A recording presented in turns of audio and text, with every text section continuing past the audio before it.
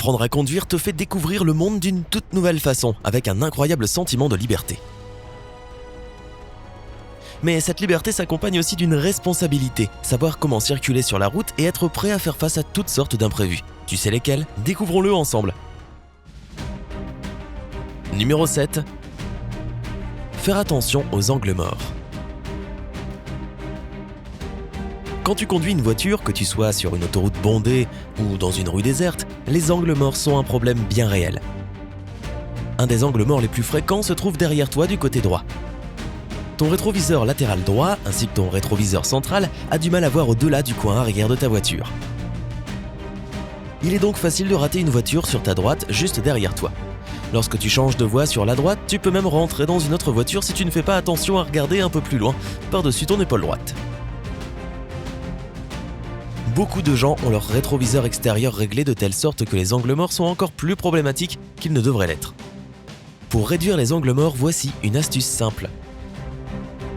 Règle tes rétros de façon à ce que tu ne puisses pas y voir ta propre voiture. Qu'est-ce que cela signifie exactement ? Cette inclinaison spécifique de tes rétroviseurs permet d'éviter toute superposition entre ce que tu vois dans les rétroviseurs latéraux et celui du centre. Désormais, les voitures qui passent à côté de toi seront toujours dans un de tes rétroviseurs jusqu'à ce que tu les vois de tes propres yeux devant toi. Fini les angles morts. Bien qu'il s'agisse d'une astuce assez efficace pour éliminer les angles morts pendant la conduite, il est toujours judicieux de jeter un coup d'œil par-dessus ton épaule pour être sûr avant de changer de voie. Mieux vaut prévenir que guérir. Numéro 6. Gardez la musique techno pour marcher, pas pour conduire. Qu'est-ce que tu aimes écouter quand tu es sur la route ? Du rock classique ? Des podcasts ? Si tu préfères la musique techno au volant, tu devrais peut-être reconsidérer ton choix musical. Écouter de la musique techno peut faire de toi un mauvais conducteur. Non, ce n'est pas parce que tu ne peux pas résister à l'envie de danser. Une étude menée par le professeur Warren Brodsky a révélé que la musique à tempo rapide transforme les gens en conducteurs plus téméraires. Sur 28 conducteurs testés, ceux qui écoutent de la musique avec un tempo allant jusqu'à 120 battements par minute à un volume élevé étaient plus susceptibles de griller des feux rouges et d'avoir des accidents.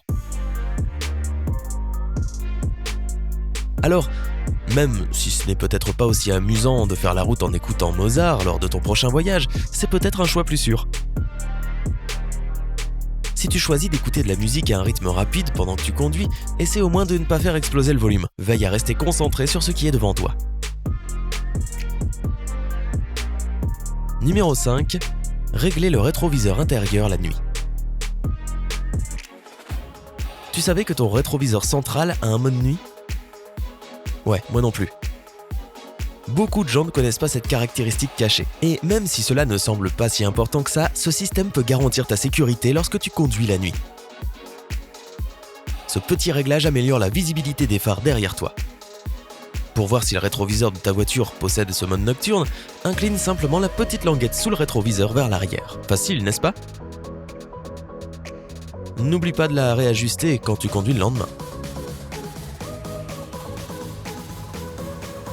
Numéro 4. Ne pas négliger le frein à main. Ton frein à main, ou frein de secours, s'appelle comme ça pour une bonne raison. Tu ne dois l'utiliser qu'en cas d'urgence. Bien que le nom suggère que ce frein ne devrait pas être utilisé sur une base quotidienne, il faut prendre l'habitude de l'utiliser même si on ne doit pas nécessairement le faire. Le frein de secours est également appelé frein de stationnement.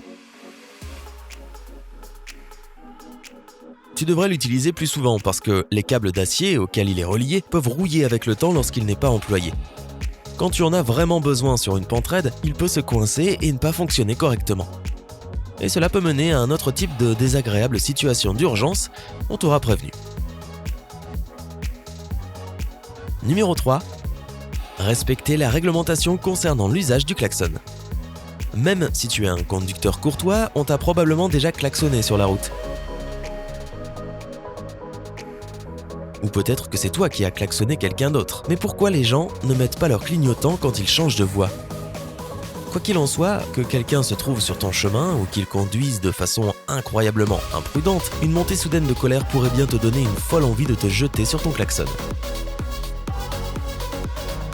Mais selon le type de problème, tu devrais klaxonner d'une façon ou d'une autre. C'est ce qu'on appelle utiliser intelligemment son klaxon. Un bip court. Cela signifie que tu essayes juste de créer une prise de conscience. Tu es peut-être dans l'angle mort de quelqu'un et il est sur le point de te couper la route en changeant de voie. Considère ça comme un inoffensif « Hey, je suis là, j'existe ». Un bip plus long. Celui-ci pourra être utilisé si tu es en situation de danger immédiat et que tu as besoin d'attirer l'attention d'un autre conducteur. Ils ont peut-être pris un grand virage et n'ont pas cherché à vérifier si tu venais dans leur direction. Précisons que tu ne devrais pas utiliser ce signal de klaxon à moins d'en avoir vraiment besoin. Ce bruit puissant peut agacer les autres conducteurs autour de toi et provoquer des accidents. Dans certains cas, c'est tout simplement inutile. Comme quand on est bloqué dans les bouchons et qu'on est frustré. Le fait d'appuyer sur le klaxon ne fera pas tout bouger par magie. Cela ne fera qu'aggraver davantage une situation déjà désagréable. Numéro 2. Pousser ton réservoir d'essence au maximum. Tu roules, la journée passe, quand soudain tu entends un signal sonore. Tu es presque à sec. Il n'y a rien de plus effrayant que de rouler avec un réservoir vide sans station-service en vue. Mais si tu te retrouves à plusieurs kilomètres de la station essence la plus proche, avec un réservoir presque vide, il y a peu de choses que tu puisses faire pour augmenter ton kilométrage, même si ce n'est pour que quelques minutes. Commence par fermer les fenêtres. Cela peut réduire la résistance au vent, ce qui diminue la consommation de carburant. Tu peux aussi essayer de ne pas freiner et d'accélérer avec trop de force. En cas d'échec, avertis quelqu'un pour qu'il t'aide à pousser la voiture vers une station-service. Ou mieux, prends le temps de faire le plein à l'avance. Numéro 1. Maîtriser ta voiture. Perdre le contrôle de sa voiture sur la route n'est jamais une expérience agréable. Mais si tu sais comment reprendre la main, ça devrait aller. Il est également important de rester calme pour que tu puisses penser avec lucidité si cela se produit. S'il y a beaucoup d'autres personnes sur la route, un raisonnement clair et des actions rapides peuvent aider à te sauver la vie et celle des gens qui t'entourent. Voici quelques conseils rapides pour reprendre le contrôle sur la route. Si tu conduis une voiture automatique, si ta voiture commence à déraper, résiste à l'envie d'appuyer sur les freins car cela peut aggraver les choses. Tourne plutôt tes roues dans la direction où l'arrière de ta voiture glisse. Éventuellement, tu gagnes de l'adhérence ou au moins tu dévieras sur le côté pour arrêter la voiture.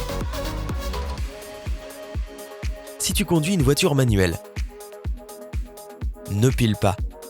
Si ta voiture glisse sur les roues arrière, appuie sur l'accélérateur et comme pour la voiture automatique, tourne dans la direction où tu dérapes. Si ta voiture glisse sur les roues avant, accélère légèrement. Une fois que tu as gagné de l'adhérence et que tu n'es plus en train de glisser, tourne les roues dans la position frontale où elles étaient initialement.